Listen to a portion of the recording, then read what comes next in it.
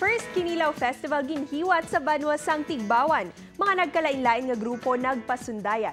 Nakatutok, John Sala. Bugana sa isda nga bulinaw ang Banwa sang Tigbawan. Kag isa sa inapopular nga pagkaon nga ginagamit ang bulinaw, amo ang kinilaw. Kabahin sa 5th pagdaog sa Ludon Festival sa Banwa, ila ginhiwat ang Kinilaw Festival. 5 katribo ang nagpakigbahin sa ini nga kahiwatan. Si Manang Josephine, madugay na nga nagahimo sang kinilaw, kag subong, iya ginpakita kung paano inilutuon. Una, ugasan mo ang isda, ugasan, precision mga isda nga ugasan. Tapos ipugaan, kumuson sa sa may mangga nga hilaw. Pagpugaan mo ng mangga nga hilaw, kumuson mo kag ibutang sa sa isda.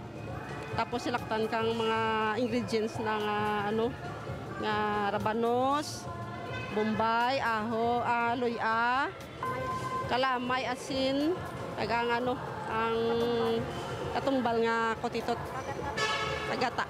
Luyag nila nga makilala pagid sa rehiyon ang ila mahimis, makidol, kag manamit na kinilaw. Gani mga kapuso, sa liwat kapag balik sa Banwa sang Tigbawan, indi gid malipat magdala pa uli sang ila kinilaw.